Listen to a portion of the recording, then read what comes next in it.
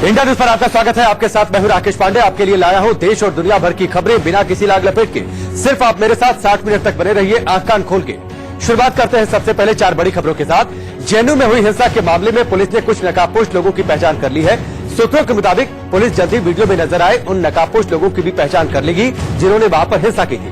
Iraq में अमेरिकी सैन्य ठिकानों पर हमले के बाद ईरान ने सख्त लहजे में चेतावनी दी और कहा कि अमेरिका ने फिर गलती की तो 140 ठिकानों पर टारगेट होगा।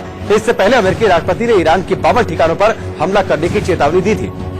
पश्चिम बंगाल में लगने वाले गंगा सागर मेले को लेकर ममता बनर्जी ने केंद्र सरकार पर निशाना साधा और आरोप लगाया कि सरकार कुंभ और गंगा सागर मेले में भेदभाव करती है। 9 जनवरी से शुरू होने जा रहे मेले में ममता बनर्जी ने श्रद्धालुओं के लिए 5 लाख के इंश्योरेंस का ऐलान भी किया। उधर अभिनेत्री सोनाक्षी सिन्हा ने दीपिका पादुकोण को जेएनयू जाने के मुद्दे पर अपना समर्थन दिया, निशाना साधा और आरोप लगाया कि सरकार कुंभ और गंगा सागर मेले में भेदभाव करती है। 9 जनवरी से शुरू होने जा रहे मेले में ममता बनर्जी ने श्रद्धालुओं के लिए 5 लाख के इंश्योरेंस का ऐलान भी किया। उधर अभिनेत्री सोनाक्षी सिन्हा ने दीपिका पादुकोण को जेएनयू जाने के मुद्दे पर अपना समर्थन दिया। सोनाक्षी सिन्हा ने ट्वीट किया कि दीपिका का वहां जाना और बाकी लोगों का आवाज उठाना तारीफ के काबिल है। सोनाक्षी ने लिखा कि ये चुप रहने का वक्त नहीं। ईरान ने अमेरिकी ठिकाने पर बमबारी का वीडियो जारी किया। ईरान के टॉप कमांडर कासिम सुलेमानी के मारे जाने के बाद ईरान सरकार ने इराक में अमेरिकी ठिकानों पर बमबारी करने का वीडियो जारी किया, जिसमें हमले के बाद ऊंची लपटें उठती दिखाई दी।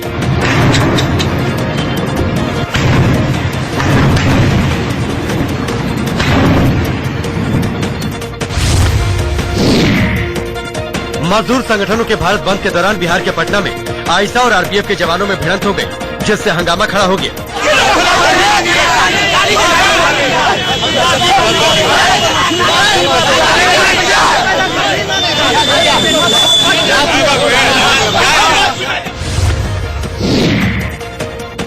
आंध्र प्रदेश के विजयवाड़ा में कई ट्रेड यूनियंस ने हड़ताल के दौरान एक विशाल रैली का आयोजन किया, जिसमें बड़ी संख्या में लोगों ने हिस्सा लिया।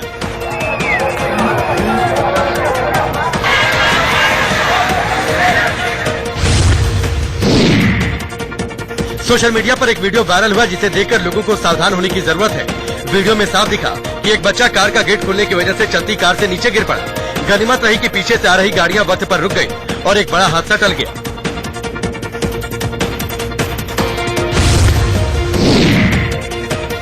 पंजाब के अमृतसर में किसानों ने पंजाब सरकार और मोदी सरकार के खिलाफ प्रदर्शन करते हुए जमकर नारेबाजी की और पीएम मोदी का पुतला फूंका।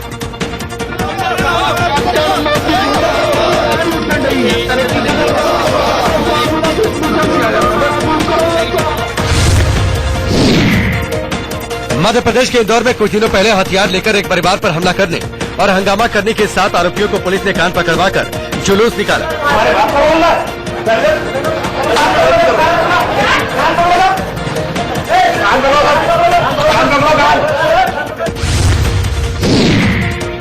हिमाचल प्रदेश के मंडी में भारी बर्फबारी के बीच एक युवक गिटार पर गाना गाते हुए अपनी धुन में मगन दिखा। दिल का दरिया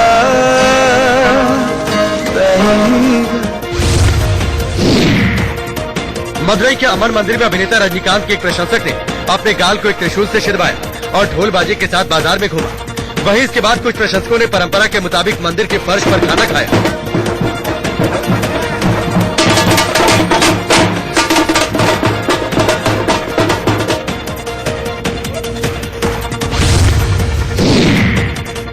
राजस्थान के झुंझुनू में सिर पर फुटबॉल रखकर दौड़ने और साइकिल चलाने का सूबेदार मेजर आजाद सिंह शेखावत ने नया रिकॉर्ड बनाया। आजाद सिंह ने सिर पर फुटबॉल रखकर 8 घंटे 3 मिनट में 45 किलोमीटर साइकिल चलाई।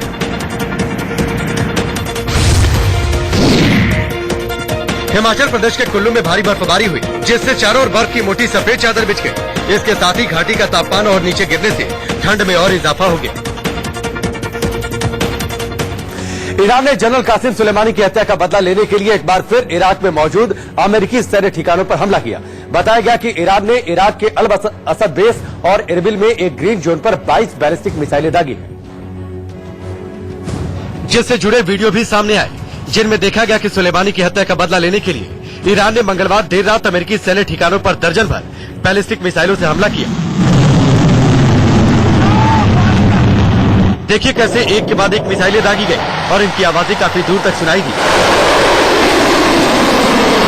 बताया गया कि मिसाइलें इराक के बाद अल असद मिलिट्री बेस और इरबिल पर एक ग्रीन जोन में गिरी।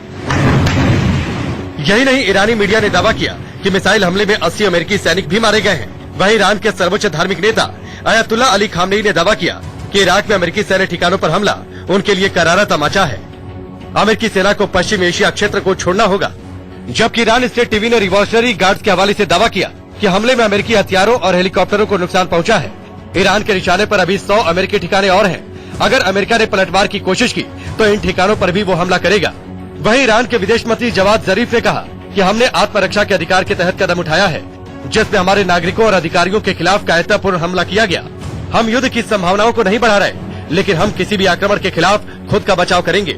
उधर ईरान के हमले की पेंटागन ने भी पुष्टि की और कहा कि इराक में कई अमेरिकी सैन्य अड्डों पर ईरान के अंदर से बैलिस्टिक मिसाइलों को दागा गया है, जिसमें उत्तरी इराक में इरबिल और पश्चिमी इराक में अल असद एयरबेस शामिल है। उधर ईरानी मिसाइल हमले के बाद अमेरिकी राष्ट्रपति डोनाल्ड ट्रंप ने ट्वीट किया और लिखा कि सब ठीक है, हम हताहतों की संख्या और संपत्ति के नुकसान का आकलन कर रहे हैं। हमारे पास दुनिया की सबसे मजबूत सेना है, मैं इस विषय पर बयान दूंगा। इतना ही नहीं, अमेरिकी राष्ट्रपति ट्रंप ने सुलेमानी को राक्षस करार दिया। उन्होंने कहा कि उससे सब राक्षस बुलाते थे, वो एक राक्षस था, अब वो राक्षस नहीं रहा, वो मर गया। वो हम पर और दूसरे देशों पर एक बड़े और घातक हमले की योजना बना रहा था, हमने उसे रोक दिया। इस बीच ईरान के हमले के बाद से इसराइल और सऊदी अरब अलर्ट पर है। ईरान ने इसराइल के हाइफा शहर और सऊदी अरब पर भी हमले की चेतावनी दी है। इसके बाद से ही दोनों देशों की सेनाएं हाई अलर्ट पर है। इस बीच तनाव बढ़ा तो इसराइल ईरान आमने सामने आ गए। पहले ईरान ने इसराइल पर बम गिराने की धमकी दी तो पलटवार करते हुए इसराइल के प्रधानमंत्री बेंजामिन नेतन्याहू ने कट्टर दुश्मन ईरान को चेतावनी देते हुए कहा कि अगर तेहरान ने उनके देश पर हमला किया तो वो उसे कुचल देगा। जिसके जवाब में ईरानी राष्ट्रपति हसन रूहानी ने हमले के बाद कहा कि अगर आप जनरल सुलेमानी का हाथ काटेंगे तो हम आपको उखाड़ फेंकेंगे। उधर इराक में अमेरिकी सेना पर ईरान के मिसाइल हमले के कुछ ही देर बाद तेहरान में यूक्रेन का एक यात्री विमान क्रैश हो गया। ईरान सरकार के मुताबिक तेहरान एयरपोर्ट के नजदीक हुए इस हादसे में विमान में सवार सभी 167 यात्री और 9 क्रू मेंबर्स मारे गए। क्योंकि यूक्रेन के यात्री विमान के क्रैश होने की जो तस्वीरें सामने आई, उनमें देखा गया कि आसमान में क्रैश होने से पहले विमान लपटों में घिर गया और आग के गोले जैसा जमीन की ओर आता दिखाई दिया। इसके बाद जमीन पर गिरते ही पूरे विमान में आग लग गई और ये पूरी तरह से खाक हो गया। विमान हादसे की जानकारी मिलने के बाद राहत और बचाव दल जब वहां पहुंचा तो वहां विमान का मलबा जमीन पर काफी दूर तक बिखरा पड़ा था और मलबे से धुआं निकल रहा था। इसके बाद ईरान की ओर से दावा किया गया कि विमान में सवार क्रू मेंबर समेत 176 लोगों की मौत हो गई, क्योंकि विमान के मलबे की हालत ऐसी थी जिसे देखकर किसी के बचने की उम्मीद नहीं जताई जा सकती।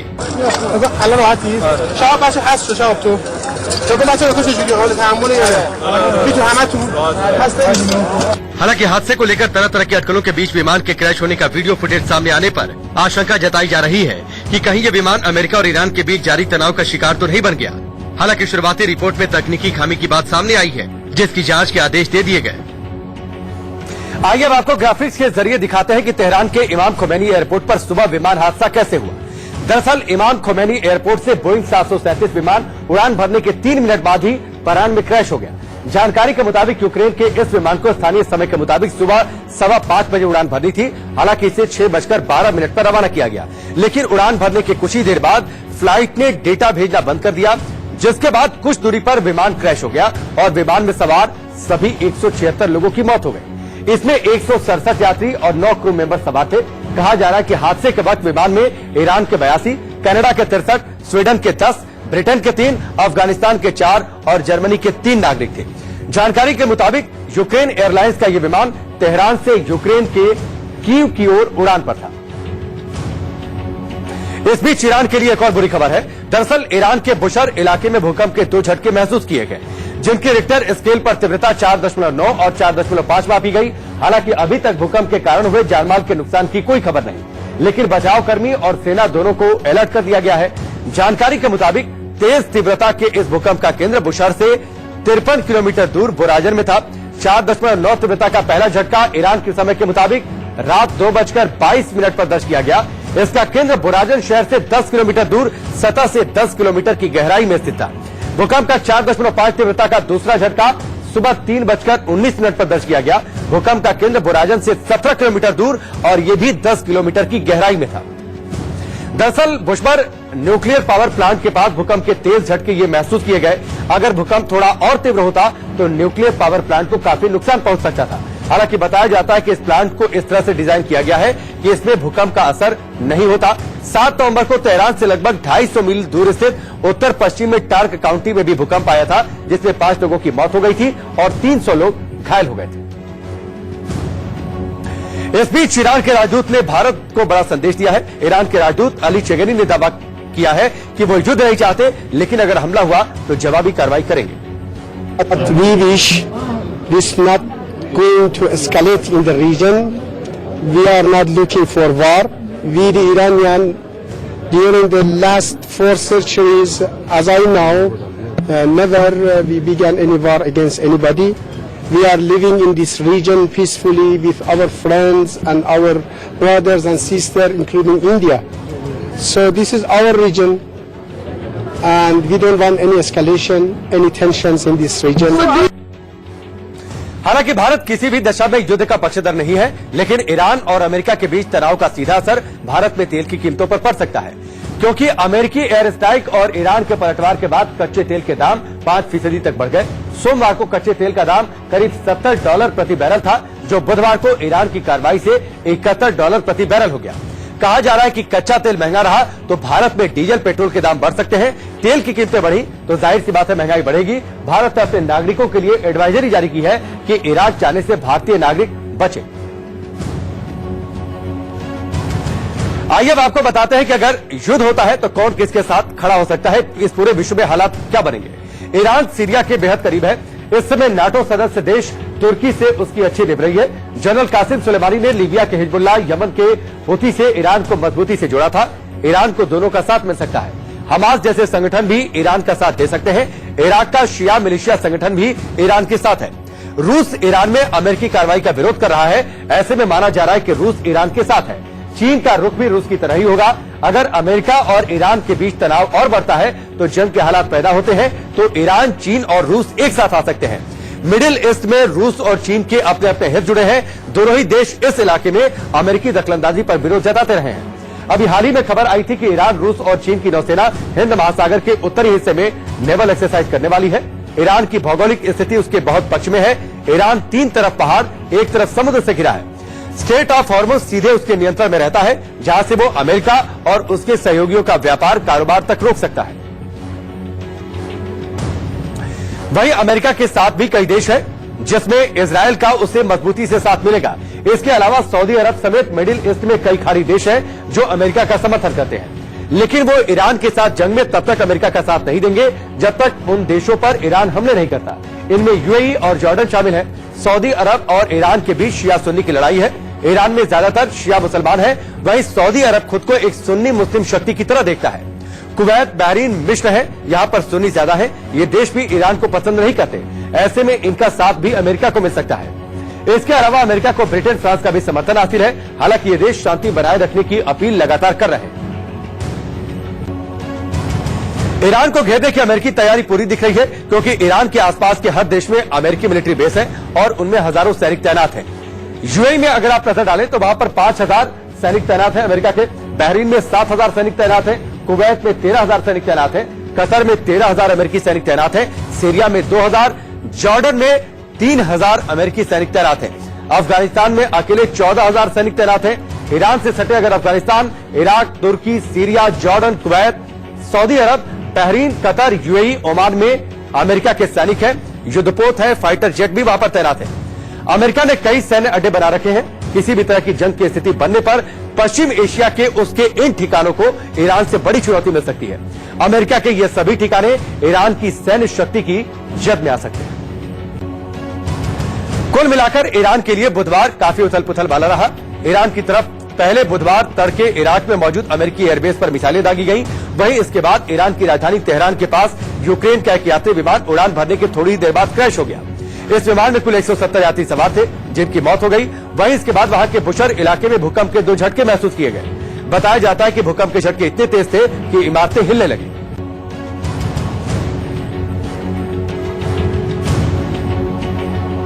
और इस वक्त एक बड़ी खबर आ रही है। इस बड़ी खबर को रुख करते हैं। ईरान अमेरिका तनाव पर भारत चिंतित है और सतर्क है। भारतीय नौसेना ने ऑपरेशन संकल्प लॉन्च कर दिया है।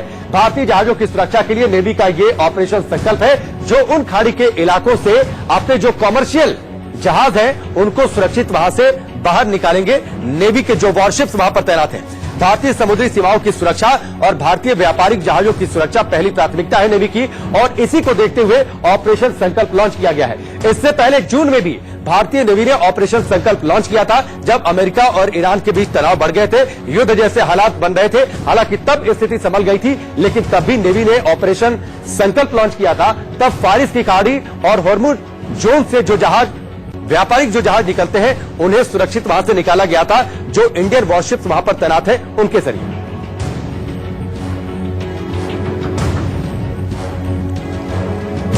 तो ईरान अमेरिका तनाव के बाद भारत का सतर्क है। भारतीय नौसेना ने ऑपरेशन संकल्प लॉन्च कर दिया है। भारतीय जहाजों की सुरक्षा के मद्देनजर इस ऑपरेशन को लॉन्च किया गया है। इससे पहले भी भारतीय नौसेना ने बीते जून में ऑपरेशन संकल्प लॉन्च किया था।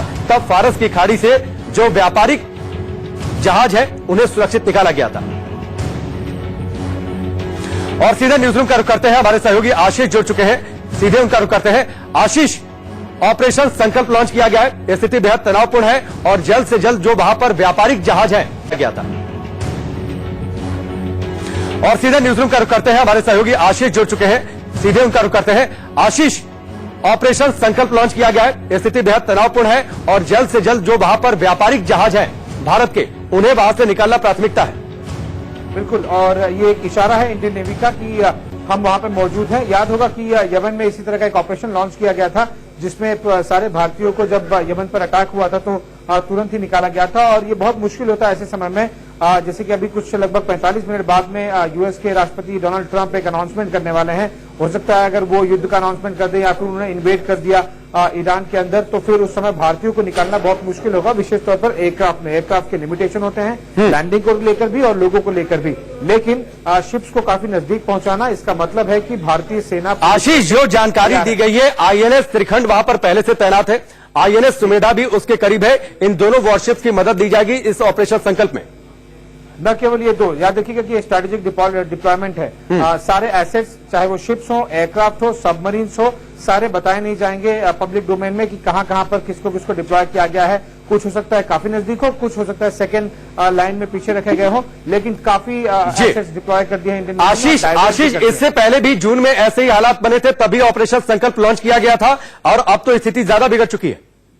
इसे स्ट्रेटेजिक डोमेन में रीइंफोर्समेंट कहा जाता है कि अगर आपने कोई ऑलरेडी एक काम कर रहे हैं एक या दो शिप की मदद से, तब आप 5 से 6 शिप लगा दीजिए और भी एयरक्राफ्ट के एसेस लगा दीजिए, जिससे वो जो नया ऑपरेशन है उसमें पूरी तरह से, अगर हमें दबदबा जब भी बनाने की जरूरत पड़ेगी या फिर अपने भारतीय लोगों को निकालने की जरूरत पड़ेगी, तो वो तुरंत निकाला जा सकता है। याद रखिएगा कि शिप को मूव करने में काफी दिनों का समय लगता है एक से दूसरे लोकेशन में जाने के लिए, इसलिए पहले से ही तैनात कर दिया गया है। और मीनवाइल ये जितनी भी सुरक्षा होगी, चाहे वो भारतीय शिप्स में या फिर भारत का सामान जो आ रहा जा रहा है, लगभग 70 से 75% व्यापार आज भी समुद्री रास्ते से ही होता है, तो उनको भी सुरक्षा दी जाएगी। और जब जरूरत पड़ेगी ईरान से भारतीयों को तुरंत बाहर निकालने की या फिर इराक से, भारतीय नौसेना वहां पर तो ऑलरेडी तैनात हो गई है और ज्यादा समय नहीं लगेगा इस तरह की सिचुएशन को हैंडल करने में।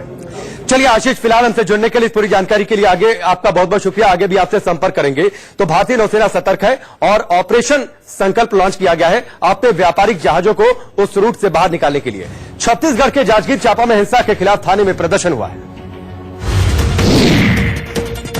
छत्तीसगढ़ के जांजगीर चांपा में एक युवक पर जानलेवा हमला और करीब दर्जन भर गाड़ियों में तोड़फोड़ के बाद स्थानीय लोगों का गुस्सा भड़क गया, जिसके बाद बड़ी संख्या में लोग थाने पहुंचे और नारेबाजी की।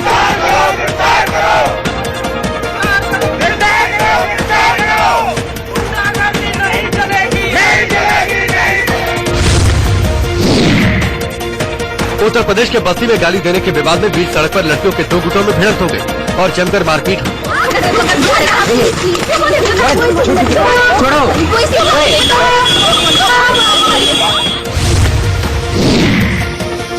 राजधानी दिल्ली में कई जगहों पर बारिश हुई, जिससे दिन में ही रात जैसा नजारा पैदा हो गया। दूसरी ओर बारिश के बाद ठंड में भी इजाफा हो गया। पुणे में डीआईजी निशिकांत मौर्य के खिलाफ छेड़खानी का मुकदमा दर्ज कराने वाली नाबालिग लड़की सोमवार रात से मुंबई स्थित अपने घर से लापता है। लड़की का लिखा एक सुसाइड नोट भी मिला, जिसमें उसने डीआईजी के दबाव में आकर आत्महत्या करने की बात लिखी है। थोड़े टाइम पहले जब हमने एक्शन लिया ज्यादा ऊपर, तो भाई को भी अभी 2-3 दिन पहले पीट के गए, उनके जो भी है। फिर धमकियां देते थे कि मॉम डैड को जेल डाल देंगे। उत्तर प्रदेश के बहराइच में बाइक सवार 2 बदमाशों ने 2 चचेरे भाइयों की फावड़े से हत्या कर दी, जिससे इलाके में दहशत फैल गई। बिहार में भागलपुर के पास सुल्तानगंज में लोगों ने एक चोर को पकड़ लिया और उसकी पिटाई के बाद मुंडन कर दिया। मध्य प्रदेश में सीधी जिले के सिहावा तहसील में एक जमीन के मामले में 10,000 रुपए रिश्वत मांगे जाने से परेशान होकर एक महिला ने तहसील ऑफिस में अपनी भैंस बांध दी।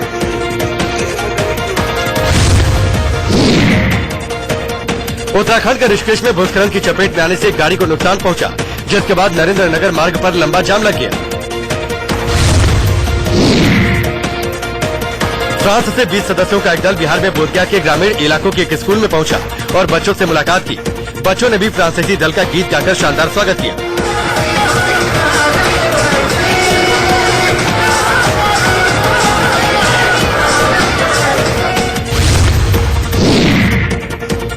शेयर बाजार बुधवार को मामूली गिरावट के साथ बंद हुआ। सेंसेक्स 51 अंक गिरकर 40,817 पर बंद हुआ। वहीं निफ्टी 27 अंक फिसलकर 12,025 पर बंद हुआ। उत्तर भारत के ज्यादातर हिस्सों में ठंड का प्रकोप जारी है। पहाड़ों से चल रही बर्फीली हवाओं ने लोगों का जीना मुहाल कर दिया है। वहीं दिल्ली एनसीआर समेत कई इलाकों में झमाझम बारिश से ठंड अचानक बढ़ गई, जिसका सबसे ज्यादा असर स्कूल जाने वाले बच्चों और कामकाजी लोगों पर हुआ। सुबह जैसे ही दिल्ली एनसीआर के लोगों ने आंखें खोली, इनका स्वागत घने कोहरे और बारिश ने साथ मिलकर किया। दिल्ली के बसंत कुंज, फिरोज शाह कोटला रोड, विजय चौक समेत तमाम इलाकों में झमाझम बारिश हुई। वहीं नोएडा और गाजियाबाद को भी बारिश ने भिगो दिया। दिन में रात जैसा अंधेरा दिखने लगा था, जिसकी वजह से ड्राइवर लाइट जलाकर गाड़ियां चलाने के लिए मजबूर हो गए। दिल्ली एनसीआर में बारिश जहां लोगों की कपकपी बढ़ा रही थी, वहीं पहाड़ों पर हो रही बर्फबारी लोगों के लिए मुसीबत बन गई। बर्फ की सफेद चादर में लिपटे पहाड़ और बर्फबारी देवभूमि में जन्नत का एहसास करा रहे हैं। तस्वीरें उत्तराखंड के पिथौरागढ़ के मुनस्यारी हिल स्टेशन की हैं, जहां रुक रुक कर बर्फबारी का दौर जारी है। नए साल की शुरुआत से ही यहां जबरदस्त बर्फबारी हो रही है, जिससे सड़कों पर कई फीट तक बर्फ की मोटी चादर जम चुकी है। बर्फबारी की ऐसी ही तस्वीरें पहाड़ों की रारी मसूरी में नजर आई, जहां बर्फ ने पूरे शहर को अपनी आगोश में ले लिया। बर्फबारी ऐसी कि पेड़ पौधे, मकान, दुकान सब बर्फ में ढक गए। यहाँ तक कि बर्फबारी ने भगवान भोलेनाथ की विशालकाय प्रतिमा का भी श्रृंगार कर दिया। सड़क पर कई फीट तक बर्फ की मोटी चादर बिछने से यातायात बुरी तरीके से प्रभावित हुआ है। बावजूद इसके सैलानी नाच गाकर बर्फबारी का लुत्फ उठा रहे हैं।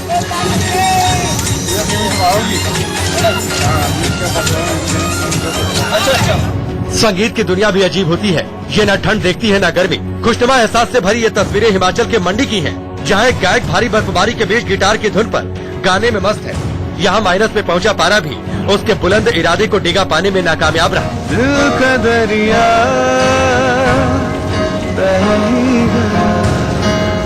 हिमाचल के कुल्लू में पिछले 3 दिनों से लगातार होती बर्फबारी ने जहां स्थानीय लोगों की मुसीबतें बढ़ा दी हैं, वहीं ताजा बर्फबारी से होटल कारोबारियों के चेहरे खिल गए। पहाड़ पूरी तरह बर्फ की सफेद चादर में लिपटे नजर आ रहे हैं। वहीं बर्फबारी ने सड़कों को भी सफेद कर दिया है। यही वजह है कि बर्फबारी देखने के लिए देश के कोने कोने से हजारों की संख्या में सैलानी कुल्लू पहुंच रहे हैं। हालांकि तस्वीर का दूसरा पहलू उसके ठीक उलट है। सड़क पर बर्फ की मोटी चादर और उस पर गाड़ियों की लंबी कतार परेशान करने वाली तस्वीरें मनाली की हैं। बर्फबारी की वजह से कुल्लू सोलंग मार्ग पर भारी जाम लग गया, जिससे 300 से ज्यादा सैलानी सोलंग और मनाली रूट पर फंस गए। कमोबेश यही हाल हिमाचल के नरकंडा का है, जहां सड़क पर बर्फ की मोटी चादर बिछने से यातायात पूरी तरह से ठप पड़ गया है। भारत का स्वर्ग कहे जाने वाले जम्मू कश्मीर पर मौसम की दोहरी मार पड़ी है। एक तरफ बर्फबारी ने लोगों का जीना मुहाल कर दिया, वहीं रुक रुक कर हो रही बर्फबारी ने मुसीबत बढ़ा दी है। बर्फ गिरने से कश्मीर घाटी देश के दूसरे हिस्सों से कट चुका है। रामबन के पास जम्मू श्रीनगर हाईवे बंद हो गया है। वह पर ब्रेक के उस बार आपको दिखाएंगे। दीपिका को राहुल पसंद है।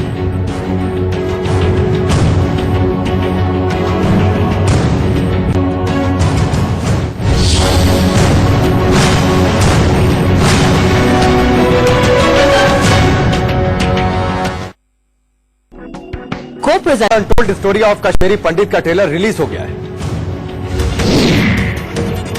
डायरेक्टर विधु विनोद चोपड़ा के film Shikara the untold story of Kashmiri Pandit का ट्रेलर रिलीज हो गया है। फिल्म का ट्रेलर काफी इमोशनल है। कश्मीर में इतना प्यारा घर है हमारा। ये गर्मी ना कश्मीर में दिखानी थी, वहाँ से तो भाग के आ गए आप लोग।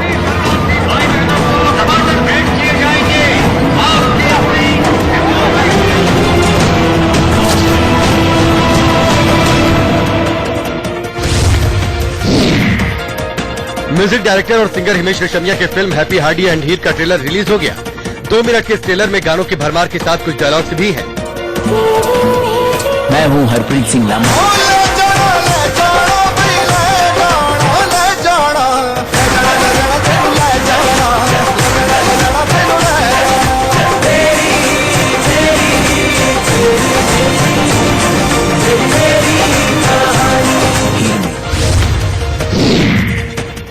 अभिनेत्री कंगना रनौत की फिल्म पंगा का टाइटल ट्रैक भी रिलीज हो गया। फिल्म के टाइटल ट्रैक में कंगना के कैरेक्टर जिया का स्ट्रगल दिखाया गया है।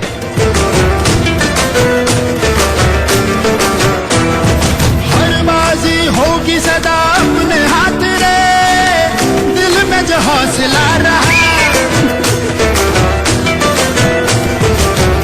फिल्म बनानी है, एक कुप्पी में बैठ के। अभिनेत्री उर्वशी रौतेला इन दिनों इंग्लैंड में अपने फोटोशूट में बिजी हैं। उर्वशी ने अपने इंस्टाग्राम पर 22 मिलियन फॉलोअर्स पूरे होने पर एक वीडियो शेयर किया।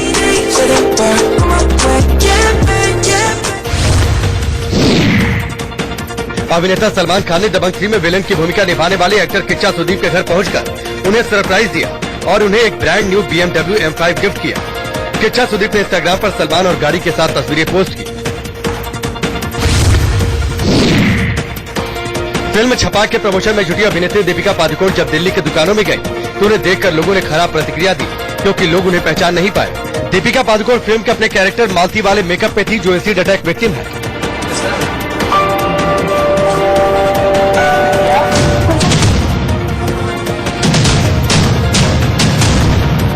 कौन सा नया था?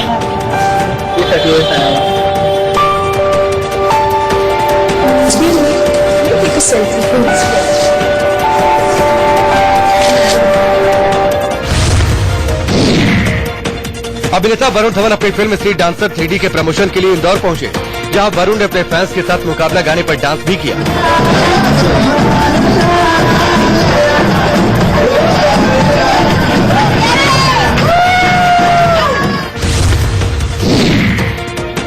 डायरेक्टर कबीर खान की आने वाली वेब सीरीज फॉरगॉटन आर्मी का दूसरा ट्रेलर रिलीज हो गया। ये वेब सीरीज ब्रिटिश हुकूमत से आजाद हिंद फौज के जंग की कहानी है। अरे छतरी तो इन्होंने हमें बना रखा है, फट गई तो उठा कर दे दिया जापानियों के हाथ में। There must at this stage be no thought of sparing the troops or saving. Release हो गया। ये वेब सीरीज ब्रिटिश हुकूमत से आजाद हिंद फौज के जंग की कहानी है। अरे छतरी तो इन्होंने हमें बना रखा है, फट गई तो उठा कर दे दिया जापानियों के हाथ में। There must at this stage be no thought of sparing the troops or saving the population.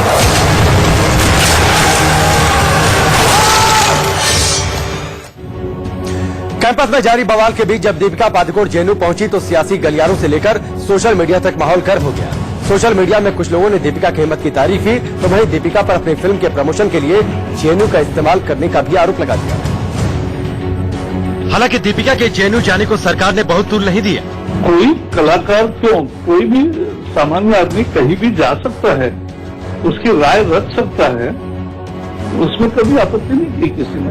Deepika Padukone अपनी फिल्म छपाक के प्रमोशन के लिए दिल्ली में थी और इसी दौरान वो जेएनयू में हुई हिंसा के खिलाफ अपना विरोध जताने कैंपस पहुंची।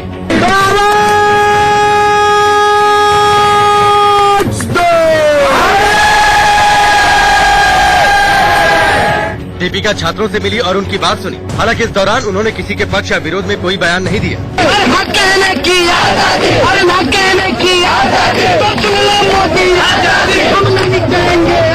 लेकिन जेएनयू का मौजूदा माहौल ऐसा है कि दीपिका भी सियासत के दायरे में आ गई। दीपिका पादुकोण 26/11 के हमले के बाद जो पुलिस शहीद हुई उनके घर पे गई क्या, क्यों नहीं गई? और आज जेएनयू में जाती है। तो मुझे लगता है कि ये जो ढोंग है ये जनता जानती है और जनता को कतई ये पसंद नहीं। वो बड़े हिम्मत के साथ बाहर आए, उन्होंने कहा कि जेएनयू के ऊपर कहा ये हमला जो है विद्यार्थियों को ये गलत है, उसके खिलाफ आवाज उठाने का जो ये हिम्मत उन्होंने बताई उसको हम सराहना उसकी करते हैं। वहां गई, उन्होंने देखा कि देश का संविधान टूट रहा है और जब अंग्रेजों की लड़ाई में हिंदू मुस्लिम सिख ईसाई इकट्ठा हो गए थे तो उस वक्त अंग्रेज घबरा गए थे और इन्होंने अंग्रेज ये तोड़ने की कोशिश की थी। तो आज वही लोग, उन्हीं की सोच के लोग सत्ता में आ गए हैं और वो हिंदू मुस्लिम करके देश को बांट रहे हैं। तो दीपिका जैसे लोग आगे जा रहे हैं, मैं बधाई देता हूं, उनको सैल्यूट करता हूं। जेएनयू में दीपिका पादुकोण के साथ वहां के छात्र संघ के पूर्व अध्यक्ष और लेफ्ट के नेता कन्हैया कुमार भी नजर आए। और मामला इसकी वजह से और सियासी हो गया। अच्छा आई थे हम नहीं देख पाए, हम तो अपनी जनता देख रहे थे। क्योंकि बीजेपी नेता तेजिंदर सिंह बग्गा ने ट्विटर पर दीपिका की फिल्म छपाक का बायकॉट करने की अपील की। इसके बाद ट्विटर पर दीपिका के समर्थकों और विरोधियों के बीच घमासान शुरू हो गया। लेकिन जहां एक और ट्विटर पर दीपिका पादुकोण और उनकी फिल्म छपाक का विरोध शुरू हुआ, वहीं उनके समर्थक भी मैदान में उतर आए। पहले बीजेपी नेता तेजिंदर सिंह बग्गा ने लिखा कि टुकड़े टुकड़े गैंग और अफजल गैंग का समर्थन करने पर अगर आप दीपिका पादुकोण की फिल्मों का बहिष्कार करेंगे तो रिट्वीट करें। इसके बाद ट्विटर पर हैशटैग बॉयकॉट छपाक तेजी से ट्रेंड करने लगा। बीजेपी से भी दीपिका की फिल्म को बहिष्कार करने के सुर उठे, लेकिन ट्विटर पर दीपिका पादुकोण के समर्थन में भी लोग उतर आए और दीपिका के जेएनयू के छात्रों को सपोर्ट करने को लेकर खूब सराहना की। इसके बाद सोशल मीडिया पर hashtag I stand with Deepika भी ट्रेंड करने लगा। फिल्म मेकर अनुराग कश्यप ने ट्वीट किया कि महिलाएं हमेशा से मजबूत थी, हैं और रहेंगी। जो कोई भी हिंसा के खिलाफ है वो बुक माई शो पर जाकर छपाक का टिकट बुक करे, हमारा मौन बयान करे जो सबसे जोर से होगा। वहीं दीपिका को सियासी गलियारे से भी समर्थन मिला। मैं कड़े शब्दों में निंदा करता हूं किसी भी नेता का जो किसी अभिनेता या अभिनेत्री की फिल्म ना देखने की बात करता है, क्योंकि उस व्यक्ति ने अपना पॉलिटिकल ओपिनियन दर्शाया है। आप सरकार के पक्ष में या विरोध में हो, इसका यह मतलब नहीं है कि आपकी फिल्मों को ना देखने की सलाह कोई नेता दे दे, बल्कि मैं तो कहता हूँ जहाँ जितने सलाह दे रहे हैं अब वो ज्यादा देखेंगे उसकी पिक्चर को। एबीवीपी बोल रहे हैं कि जेएनयू वायलेंस के साथ उनका कोई संबंध नहीं। अगर ऐसे बात है तो अगर दीपिका पादुकोण वहां पहुंचती हैं सपोर्ट करने के लिए तो उनका फिल्म क्यों बैन करने के लिए बोल रहे हैं? ये तो आपस में कॉन्ट्रडिक्टरी बात है या नहीं? लेकिन दीपिका के जेएनयू में जाने पर सोशल मीडिया पर भी बहस खत्म नहीं हुई। कुछ लोगों ने तो उनका पुराना वीडियो निकालकर ये साबित करने की कोशिश की कि दीपिका राहुल गांधी की प्रशंसक है। मैं पॉलिटिक्स के बारे में ज्यादा कुछ जानती नहीं हूँ, पर जो भी थोड़ा बहुत मैं देखती हूँ टीवी पे, राहुल गांधी जो कर रहे हैं हमारे देश के लिए, आई थिंक वो एक क्लासिक एग्जाम्पल है। नौजवान जो हमारे देश के लिए बहुत कुछ कर रहे हैं, and I think hopefully one day वो खुद प्राइम मिनिस्टर बन जाएंगे। बड़ी तादाद में लोगों ने दीपिका के जेएनयू जाने को फिल्म के प्रमोशन से जोड़ते हुए तंज कसा, तो वहीं उनकी हिम्मत की दाद देने वाले भी कम नहीं दिखे। लेकिन इस सारे विवाद के बीच फिल्म छपाक को लेकर ट्विटर पर एक नया विवाद खड़ा हो गया। देखते ही देखते ट्विटर पर राजेश और नदीम खान नाम ट्रेंड होने लगे और लोगों ने छपाक के मेकर्स की मंशा पर सवाल उठा दिए। ट्विटर पर यह अफवाह उड़ाई गई कि फिल्म छपाक में लक्ष्मी पर तेजाब फेंकने वाले शख्स का नाम ही नहीं धर्म भी बदल दिया गया। असल में लक्ष्मी पर तेजाब फेंकने वाले शख्स का नाम नदीम खान है, लेकिन ट्विटर पर लिखा गया कि फिल्म में उसे राजेश कर दिया गया है, यानी नाम और धर्म दोनों बदल दिए गए। हालांकि ये सच नहीं है। फिल्म में एसिड फेंकने वाले का नाम राजेश नहीं बल्कि बशीर खान उर्फ बब्बू है, यानी फिल्म में नाम की मदद से एसिड फेंकने वाले शख्स का धर्म बदलने की बात पूरी तरह से गलत है। और ट्विटर पर फैलाए जा रहे झूठ की इंडिया न्यूज ने पड़ताल की और पाया कि ऐसा जानबूझकर तनाव पैदा करने के लिए किया गया। काफी सारे यूजर्स ट्विटर पर ये बोल रहे हैं कि दीपिका पादुकोण की जो फिल्म इस शुक्रवार को रिलीज होने जा रही है छपाक, ये एंटी हिंदू फिल्म है। वो ये कह रहे हैं कि दीपिका पादुकोण जेएनयू गई क्योंकि वो एंटी हिंदू है और उसकी फिल्म छपाक भी एंटी हिंदू है। वो ये कह रहे हैं कि असल जिंदगी में लक्ष्मी पर जिस शख्स ने एसिड फेंका उसका नाम नदीम था और वो मुसलमान था। हालांकि फिल्म में दर्शाया जा रहा है कि उस पर राजेश एसिड फेंकता है। मालती का किरदार जो दीपिका निभा रही है उस पे जो शख्स एसिड फेंकता है उसका नाम राजेश है और वो हिंदू धर्म से बिलोंग करता है, इस्लाम धर्म से नहीं। तो ये दिखाना दर्शाने की कोशिश कर रहे हैं कि दरअसल चेंज कर दिया गया है अटैकर का धर्म, ताकि ये फिल्म में साबित हो जाए कि जो अटैकर था वो हिंदू था। बाहुबली और आरजेडी के पूर्व सांसद मोहम्मद शहाबुद्दीन ने सुप्रीम कोर्ट में एक याचिका दाखिल कर उन्हें तिहाड़ जेल में अकेले रखे जाने पर सवाल उठाए हैं। और अपनी याचिका में शहाबुद्दीन ने लिखा कि उसे एकांतवास यानी अकेली कालकोठरी में रखा गया है। साथ ही शहाबुद्दीन ने पूछा कि क्या उसे हमेशा एकांतवास में ही रखा जाएगा। शहाबुद्दीन ने याचिका में अपनी सुरक्षा पर भी चिंता जताई है। याचिका पर सुनवाई के बाद सुप्रीम कोर्ट ने एसजी तुषार मेहता को कहा है कि सरकार शहाबुद्दीन की याचिका पर गौर करे। हालांकि कोर्ट ने यह भी साफ किया कि जेल में किसी को शहाबुद्दीन होने से खतरा है या खुद शहाबुद्दीन को खतरा है, ये तय करना अदालत का काम नहीं है। शहाबुद्दीन ने एक ऐसी ही याचिका पिछले साल दिल्ली हाईकोर्ट में भी दायर की थी और लिखा था कि उसके साथ अच्छा व्यवहार नहीं किया जा रहा। शहाबुद्दीन पर फिलहाल 45 आपराधिक मामले चल रहे हैं। 2017 में पटना हाईकोर्ट ने उसे एसिड अटैक केस में उम्र कैद की सजा सुनाई थी। इसके अलावा सीबीआई पत्रकार राजदेव रंजन की हत्या के मामले में भी शहाबुद्दीन के खिलाफ जांच चल रही है। सुप्रीम कोर्ट के आदेश के बाद ही शहाबुद्दीन को दिल्ली के तिहाड़ जेल में शिफ्ट किया गया था। उधर तनाव के बीच खाड़ी देशों के एयर स्पेस में सतर्क रहने की हिदायत दी गई है। ईरान और अमेरिकी तनाव के बीच डीजीसीए यानी directorate general of civil aviation ने सभी एयरलाइंस को ईरान, इराक, गल्फ की खाड़ी, फारस की खाड़ी के एयर स्पेस में सतर्क रहने की सलाह दी है। जम्मू कश्मीर के श्रीनगर में हवाज चौक पर आतंकियों ने सीआरपीएफ की एक पोस्ट पर ग्रेनेड से हमला किया, जिसमें 2 स्थानीय नागरिक जख्मी हो गए। उत्तर प्रदेश के गाजीपुर में टीटी की परीक्षा के दौरान यूपीएससीएफ ने एक कॉलेज से नकल सामग्री के साथ प्रिंसिपल सहित 4 लोगों को गिरफ्तार किया। इराक में अमेरिकी बेस पर ईरान के मिसाइल हमले के बाद तेल की कीमत में इजाफा हो गया और तेल की कीमत में करीब 4.5% का उछाल आ गया। रिलायंस जियो ने देश भर में वॉइस और वीडियो वाईफाई कॉलिंग सर्विस की घोषणा कर दी है। जियो के इस खास सर्विस में यूजर्स फ्री में वाईफाई के जरिए क्लियर वॉइस और वीडियो कॉल कर सकेंगे। पेटीएम के ई वॉलेट में क्रेडिट कार्ड से रकम लोड करने पर 2% का शुल्क लगेगा। हालांकि डेबिट कार्ड और यूपीआई यानी यूनिफाइड पेमेंट इंटरफेस से वॉलेट टॉप अप फ्री रहेगा। जेएनयू में दीपिका के जाने का मुद्दा, एक और हिंसा पर होने वाली सियासत दूसरी ओर, लेकिन इसके बीच में जेएनयू में गुंडागर्दी करने वाले आरोपियों की चर्चा दब सी गई। 3 दिन बीत जाने पर भी इस मामले में दिल्ली पुलिस के हाथ फिलहाल खाली है। हालांकि रविवार की रात हुई हिंसा की जांच जोर शोर से चल रही है। कैंपस के बाहर बड़ी तादाद में पुलिस वालों की तैनाती है।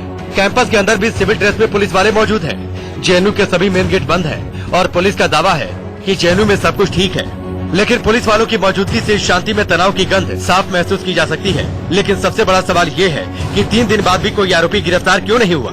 टीम्स ने ऑलरेडी जो एसआईटी फॉर्म की गई है उसकी तरफ से ऑलरेडी एक अपील हो चुकी है कि जिसके पास भी कुछ भी इससे रिलेटेड एविडेंस है, वीडियो रिकॉर्डिंग्स हैं, सोशल मीडिया प्लेटफॉर्म से कुछ भी इंफॉर्मेशन है, वो उनके साथ शेयर की जा सकती है। So as far as investigation is concerned it is on track. हालांकि पुलिस के पास इस सवाल का सही जवाब नहीं कि करीब 100 कॉल मिलने के बावजूद पुलिस रविवार की शाम कैंपस में देर से क्यों पहुंची। तो डिप्लॉयमेंट यूनिवर्सिटी एडमिनिस्ट्रेशन की रिक्वेस्ट पे और ऑनरेबल हाई कोर्ट के आदेशानुसार जो था यूनिवर्सिटी प्रीमाइस में, उन्होंने उन कॉल्स को इन टाइम रिस्पॉन्ड किया है और जैसे ही यूनिवर्सिटी एडमिनिस्ट्रेशन की तरफ से शाम में रिटर्न रिक्वेस्ट मिला है, फर्दर रीइंफोर्समेंट्स यूनिवर्सिटी के अंदर गए और पूरी सिचुएशन को कंटिन्यू किया। दिल्ली पुलिस ने कैंपस में सब कुछ ठीक होने का दावा किया। हालांकि हिंसा के बाद चढ़ा सियासी पारा नीचे आने का नाम नहीं ले रहा। कांग्रेस की टीम हालात देखने और सच्चाई का पता लगाने जेएनयू पहुंची। सुष्मिता देव ने छात्रों से बातचीत करके रविवार को हुए घटनाक्रम को समझा। इसके अलावा विपक्ष के नेताओं का भी वहां आना जाना लगा रहा। डीएमके की नेता कनिमोझी भी जेएनयू गई और छात्रों से मिली। दूसरी ओर एक्ट्रेस स्वरा भास्कर ने ट्विटर पर मुहिम शुरू करके लोगों से ऑनलाइन पिटीशन पर दस्तखत करने की अपील की है। स्वरा भास्कर की मां जेएनयू में शिक्षक है और वो खुद इसी विश्वविद्यालय से पढ़ी हैं। जेएनयू के हिंसा के खिलाफ उन्होंने कोर्ट से संज्ञान लेने की भी मांग की है। जेएनयू हिंसा के साथ सीएए से जुड़ा प्रदर्शन भी जारी है। मुंबई में कांग्रेस और सहयोगी पार्टियों ने जेएनयू हिंसा पर सवाल उठाए तो बीजेपी ने नागरिकता कानून के समर्थन में मोर्चा निकाला। जहां फिल्म इंडस्ट्री के कई बड़े नाम सरकार के खिलाफ लामबंद है, वहीं बीजेपी ने भी जूही चावला और दिलीप ताहिल को समर्थन में उतार दिया। 125 करोड़ लोग हैं, इन्हें जोड़कर रखना ये कितनी बड़ी जिम्मेदारी है। और हम सिर्फ ये ना समझें कि गवर्नमेंट की ही जिम्मेदारी है। अगर एक उंगली उनकी तरफ उठाते हैं तो 3 उंगलियां हमारी तरफ है। ये हम क्या कर रहे हैं इसे जोड़कर रखने की। इसका और कोई वजह, इसकी और कोई वजह नहीं है कि ये जिसे हम कहते हैं स्क्रिप्टेड है, कि ये पहले से तय किया गया था कि अभी जब भी जैसे गृह मंत्री कुछ कहेंगे, हम उसी यूनिवर्सिटीज में जहां ये हमेशा शुरू होता है, जामिया मिलिया में, एएमयू में और बाकी ये चंद यूनिवर्सिटीज में, ये मतलब ये वायलेंस शुरू करेंगे स्टूडेंट्स के साथ। बहुत यहाँ पर एक और ब्रेक का, जल्द वापस लौटते हैं।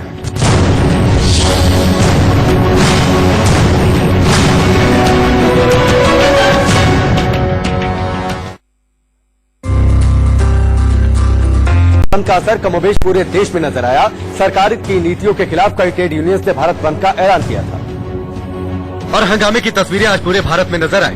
देश के अलग अलग हिस्सों में सुबह से ही बंद का असर दिखने लगा। दुकानें बंद, सड़कें सुनसान, कहीं ट्रेनें रोकी गई, तो कहीं पुलिस से लोगों की नोकझोंक हो गई। क्या हैदराबाद, क्या मुंबई, क्या भुवनेश्वर, पटना, चेन्नई और गुवाहाटी, बंद का असर दिखा और खूब दिखा। ये बंद श्रम सुधार और निजीकरण के खिलाफ है। कई ट्रेड यूनियन सरकार की जन विरोधी नीतियों के खिलाफ इस बंद में शामिल हुए। बंद में लगभग 25 करोड़ लोग शामिल हुए। 6 सेंट्रल ट्रेड यूनियन और 6 बैंकिंग यूनियन ने भी बंद का समर्थन किया। बंद की मार बैंकों पर भी पड़ी। कैश की किल्लत हुई और रोजाना की बैंकिंग ने लोगों की मुश्किलें और बढ़ा दी, क्योंकि सभी बैंक के कर्मी दफ्तर खाली कर बाहर हड़ताल पर बैठ गए।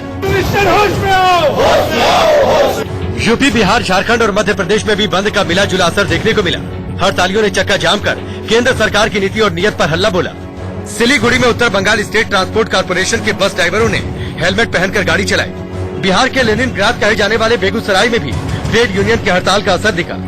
लोकतंत्र में विरोध जायज है, लेकिन विरोध के नाम पर जिंदगी की जरूरतों का चक्का जाम सवाल भी खड़े करता है। उधर ईरान अमेरिका के बीच चल रहे तनाव के बीच अमेरिकी वायुसेना के 50 से ज्यादा लड़ाकू विमानों ने उटा के हिल एयर फोर्स बेस से उड़ान भरी है। इन विमानों के नाम F-35A है। ये सभी विमान एक ही इशारे पर एक साथ उड़ान भर सकते हैं और दुश्मन पर हमला कर सकते हैं। साथ ही ये विमान रडार को जैम करने की क्षमता भी रखते हैं। इनमें रडार से बचने की क्षमता है। साथ ही ये सुपरसोनिक यानी आवाज से तेज रफ्तार पर उड़ान भर सकते हैं। कहा जाता है कि F-35A लड़ाकू विमान दुश्मन के 3-4 किलोमीटर एरिया तक आ जाएंगे, लेकिन किसी को पता तक नहीं चल पाएगा। इस विमान के इंजन को इस तरह बनाया गया है जिससे इसकी आवाज दब जाती है। सिर के ऊपर पहुंचने के बाद ही पता चल पाता है कि कोई फाइटर प्लेन आपके सिर के ऊपर से निकल रहा है। F-35 विमान के 3 प्रकार हैं। पहला F-35A जो आम विमानों की तरह टेक ऑफ करता है। दूसरा है F-35B जो सीधे हेलीकॉप्टर की तरह लैंड कर सकता है, यानी वर्टिकल लैंडिंग की क्षमता रखता है। तीसरा F-35C जो एयरक्राफ्ट कैरियर यानी युद्धपोतों से उड़ान भर सकता है। यह विमान अब तक इतिहास का सबसे महंगा लड़ाकू विमान है। एक F-35A की कीमत 630 करोड़ रुपए है, जबकि 52 यानी 52 F-35A की कीमत 30,000 करोड़ रुपए है। इन लड़ाकू विमानों को दिखाने का मकसद चीन और रूस जैसे ताकतवर देशों को आंख दिखाना भी है। उधर मध्य प्रदेश के सीधी जिले में एक अफसर ने जब रिश्वत मांगी तो एक महिला ने बदले में अपनी भैंस उसे देने का फैसला कर दिया। महिला ने अपनी भैंस सीधे सरकारी दफ्तर में ले जाकर बांध दी और इसके बाद बवाल मच गया। जमीन के एक मामले में 10,000 रुपए रिश्वत मांगे जाने से महिला परेशान थी। इसके बाद उसने सीधे तहसील दफ्तर में अपनी भैंस बांध दी। महिला का आरोप है कि 4 महीने से रुपए देने के बाद भी उसका काम नहीं हुआ। तहसील दफ्तर के बाहर भैंस देखने के बाद लोगों का हुजूम उमड़ पड़ा और लगभग 1 घंटे तक चले इस ड्रामे के बाद महिला को घर वापस भेजा गया।